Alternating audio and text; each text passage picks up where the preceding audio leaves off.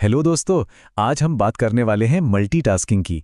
एक ऐसी आदत जो हम सबको है और हमें लगता है कि इससे हम बहुत सारा टाइम बचा रहे हैं। पर क्या ये सच है? चलिए आज इसी राज से पर्दा उठाते हैं। सोचिए, एक तरफ ईमेल का जवाब दे रहे हैं, दूसरी तरफ मीटिंग के नोट्स बना रहे हैं और साथ ही साथ सोशल मीडिया पर भी नजर है। ये सीन तो बहुत कॉमन है ना? हम सब ऐसा करते हैं। लेकिन मजे की बात यह है कि ये आदत फायदे की जगह नुकसान करती है। जी हाँ, हमें लगता है कि हम सुपर प्रोडक्टिव हो रहे हैं, पर असल में हम अपनी ही प्रोडक्टिविटी को कम कर रहे होते हैं। तो आज इसी मिथ को तोड़ने का दिन है। तो मल्टीटास्किंग एक बहुत बड़ा धोखा कैसे है? चलिए समझते हैं कि जब हमें लग रहा होता है कि हम समय बचा रहे हैं, तो असल में हम अपना ही नुकसान कैसे कर बैठते हैं।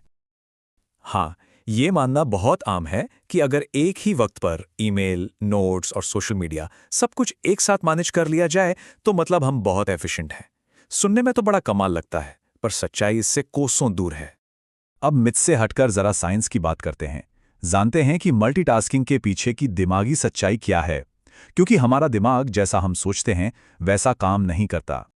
देखिए, साइंस बिल्कुल साफ साफ कहता है हमारा दिमाग एक बार में सिर्फ एक ही काम पर अपना 100% फोकस लगा सकता है।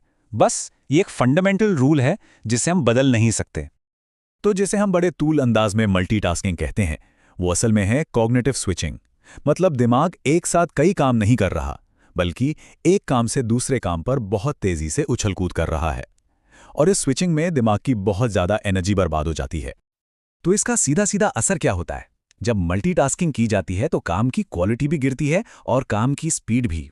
सोचकर देखिए, कोई जरूरी रिपोर्ट लिखते लिखते फोन पर बात कर रहा है तो न तो रिपोर्ट अच्छी बनेगी और न ही कॉल पर ठीक से ध्यान दिया जाएगा। चलिए अब देखते हैं कि ये कॉग्निटिव स्विचिंग हमारी डेली लाइफ में कैसे दिखती है। मैं आपको कुछ ऐसे कॉमन एग्जाम्पल्स देता हूं जिनसे शायद हर कोई रिलेट कर पाएगा। पहला एग्जाम्पल, काम और सोशल मीडिया। एक जरूरी ईमेल लिख रहे हैं और टिंग, एक नोटिफिकेशन आया।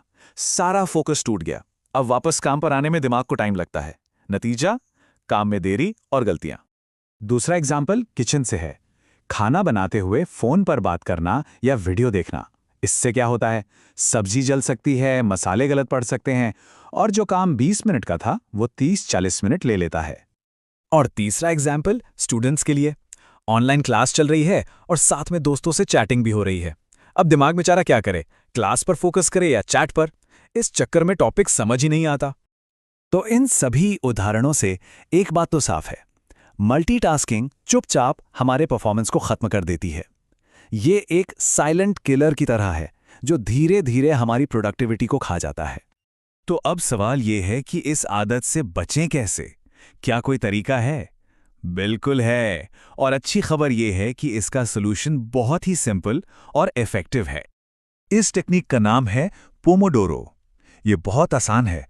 बस 25 मिनट के लिए बिना किसी डिस्ट्रैक्शन के सिर्फ एक काम पर पूरा फोकस करना है। कोई फोन नहीं, कोई सोशल मीडिया नहीं, और 25 मिनट पूरे होते ही 5 मिनट का छोटा सा ब्रेक लेना है। ये तरीका काम कैसे करता है? ये दिमाग को एक ही काम पर टिके रहने की ट्रेनिंग देता है।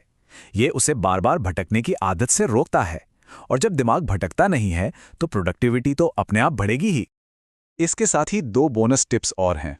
पहला, काम करते समय फोन और लैपटॉप के सारे नोटिफिकेशंस बंद कर दें। और दूसरा, अपने काम और आराम के समय के बीच एक क्लियर बाउंड्री बनाएं। तो जब मल्टीटास्किंग को बाय बाय बोलकर फोकस को अपनाया जाता है तो क्या होता है? प्रोडक्टिविटी बढ़ती है, काम में गलतियां कम होती हैं और सबसे अच्छी बात, दिमागी तनाव भी कम होता है। तो ये बात हमेशा याद रखने वाली है।